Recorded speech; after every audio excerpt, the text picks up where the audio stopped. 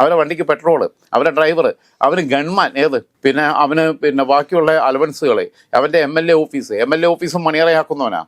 അവനെ ഏർപ്പാട് നടത്താൻ വേണ്ടിയിട്ട് MLA ഓഫീസിനകത്ത് അവനെ സൂഹിക്കാൻ വേണ്ടിയിട്ട് അതിന് ഉള്ള അലവൻസ് അവിടുത്തെ സ്റ്റാഫ് കൂട്ടിക്കൊടുക്കുന്നവനെ, ഈ പെമ്പിള്ളേരെ ഇവരുടെ അടുത്ത് എത്തിച്ചു കൊടുക്കുന്ന ഡ്രൈവർക്ക്, ആ വണ്ടിക്കുള്ള എണ്ണ, ഇതെല്ലാം നമ്മുടെ നികുതി പൈസ കൊടുക്കുന്നത്. ഈവൻ അവരുടെ സംഘടനയ്ക്കകത്ത് യൂത്ത് കോൺഗ്രസിന് അധ്യക്ഷ സ്ഥാനം രാജിവെച്ചില്ല എന്നുള്ളത് നമ്മുടെ വിഷയമല്ല.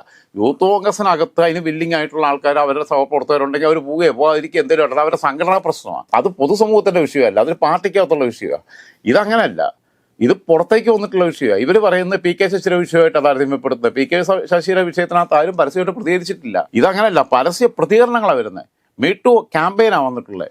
പോലീസിൽ പരാതി കൊടുത്തോ ഇല്ലോ എന്നുള്ളതല്ല വിഷയം. മീടു ക്യാമ്പയിൻ നടക്കുക. ഇവർ ഇത്രയും കാലം തീവ്രത കോടതി പീഡണമെന്ന് പറഞ്ഞ് ശശിയുടെ കാര്യം പറഞ്ഞല്ലോ.